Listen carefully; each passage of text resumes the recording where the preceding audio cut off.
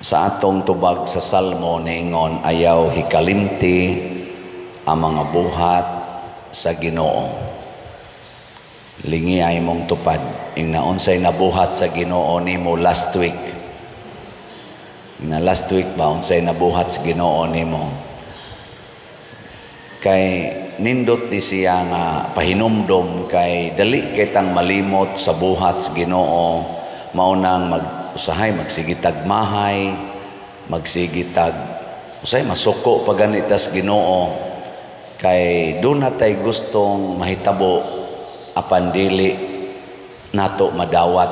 Pero ang mga maayong buhat sa Ginoo kay magibuhat ang Ginoo nga bati nga iyang gihatag nato nga nakabenepisyo ta ato dayong malimtan. Mao na ang mga tao diri sa unang pagbasa nagbagulbol ni Moises. Nalimot na sila nga nakatabok sila sa suba sa Jordan, sana kanang Red Sea, dagat nga pula, nagibuak sa Ginoo, gihimong karsada, nahimong agianan, kunya gipatay ang ilang mga kaaway. Bisag kato na lang pagpagawas nila sa Ehipto, katong tubig nga nigawas sa bato. Inana ba? Pagkaon, limot sila. Nga, bagulbo lang gyapon. Ang resulta, gipamaak sa mga bitin. Basta malimot ta sa mga maayong buhat sa Ginoo sa tong kinabuhi, magkalisod-lisod gyud ta. Kining mga problema nato karon nga giatubang, kining kagubot sa kalibutan, kining kamatay, kining kalisod, tungod kay nalimot na ta sa Ginoo. Ang atong unang pagbasa nagpahinumdom nga ang makaayo di ay nato mao gyud ang pagbalik sa Ginoo. Mao nang sa dihang nagkalisod nagmaayo ang mga tao, niduol sila balik ni Moises nangayog pasaylo niya nagpakitabang. Mao na balik ta sa simbahan, balik ta sa pagampo, balik ta sa pagsugot sa sugo sa Ginoo. Kanabitang maglisod ng kinabuhi sa banag asawa niya, magpa-counseling dayon, maghilak ba niya, inig paminaw nako, mangutana dayon ko unsa may imong mga sala. Mao na sugal, nakapamabay, nakapanglaki, siging pamunog sa mga anak niya. Karon gahilak na kay ang mga anak kusog na kay musukol. Ngayon ba nako sa duna pa baka ni kasulbaran pader. Nako oy wagi problemang di masulbad basta mo balik kas Ginoo. Ilingay mong tupad. Ing naunsay problema ni moron, masulbad pa na. Masulbad pa ng problema nimo. Og kita lay musulbad, kita lang awa oy. Mura ta og kanang gabadbad ba og kanang hilo nga nalubos. Sige na tong badbad, mag-anam na gid no nagkalubos. Mag-anam na gid bagka kana bang wa na gi puruhan nga tangtang pa na nimo. Pero mubalik tas Ginoo, day by day tudloan tas Ginoo unsay buhaton. Ayaw lang sa gyud ayaw tudloi ang Ginoo unsay buhaton. Kusog kitang moingon, Ginoo in taon makabayad ta ko sa akong utang. Ayaw ana tudloi.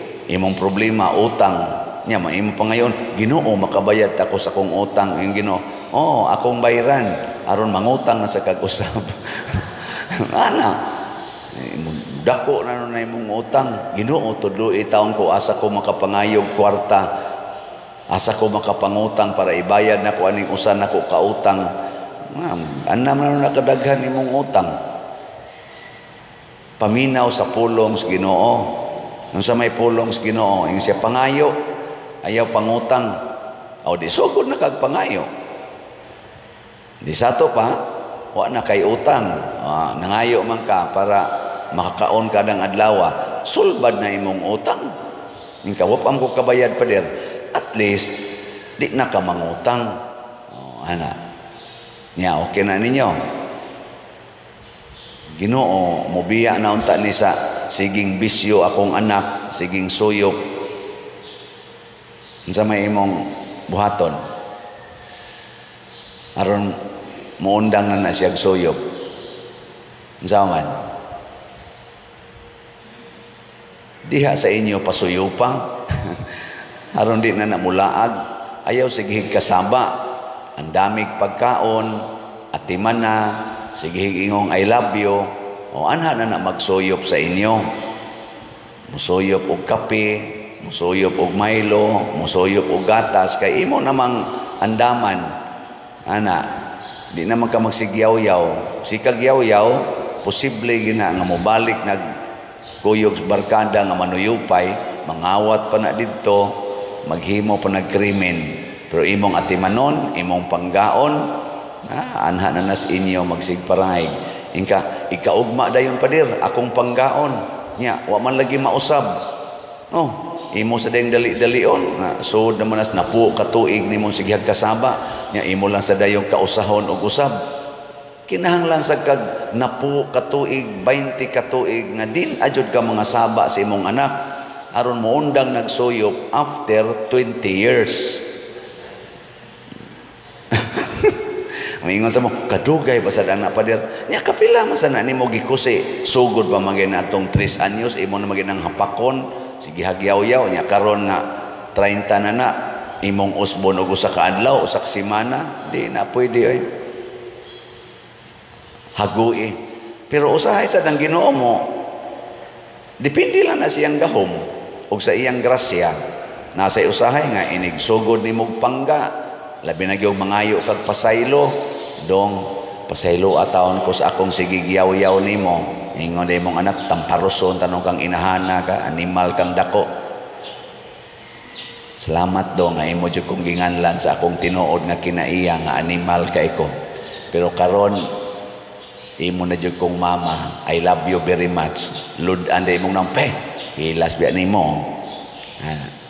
Yan sa may isulti. Salamat dong nga imo jud kong gipabalik sa akong pagkainahan.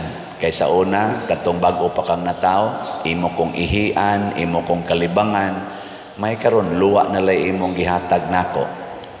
I love you very much. Lakaw din na imong anak, lambas sira, abot nga tusunahan, hilap. Pisti ning inahana anak. Moadto rin nas barkada, buangang mama, bay, ganan. Niingon mang I love you, laina sa kong gibati, ay, minaw na, suyupi, mawana. Suyop sana siya.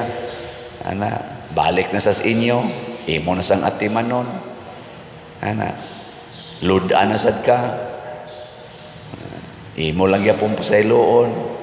Zaman. Imong paminaw, ang sa may mahitabo. Mamatay gyud ka. Kamatay nimo, gakos-gakos dito slungon imong anak. Sa ilua taon kuma. Din adyo ko mo suyop, last na lang gid ni. Suyop yapon siya kay nagbilar man. Di oy, dako kay posibilidad nga mausab ang imong anak or kinsa dihay imong gimahal. Mao na ang gibuhat ni Kristo, ang Nazareno, nagpas-an sa cross. Nagpas-an sa cross. Nakakita ang mga tao nga nabunog siyag maayo, nagpas-an sa cross. Hangtod gyud nagbitay sa cross. Ang giyaw-yaw lang gyapon, amahan ko pasaylua sila kay wa masayod sa ilang gibuhat. Daghan kay nausab mao bitan na inig prosesyon anang Nazareno diha sa Black Nazarene sa Quiapo. Dugay kay na silang moabot, duol raman kay nang ilang translasyon. Dugay kay moabot tag 20 ka oras. Ngano man mga tao sige yung duol nga to, di na hapit pa irugon. Ambot nga nung mausad na ilang style dito. Kita din Santo Niño, daghan sa kayong tao, pero klaro man atong prosesyon nga dunay padulngan, di man mubabag ang mga tao, pero ila dito, bulag yun. Ila sa nang style, mausad na culture dito. Pero may intag ba usab-usab ng kulturahan, no? Kanabatang mo prosesyon lang yung tinarong ba? Mulinya lang yung tinarong aron muhikap sa Nazareno. Muban dito ipanglabay lagi tanawa ninyo sa YouTube naman na yung mga anang kuan diha. Ang uban dagan ari magyatak-yatak sa us mga tao ba. Dagan nga to nya kabot dawaton sa hikap ilabay nga to sa mga tao. Mole ingon ligo kas mga tao saom yatak-yatakan sa mga tao.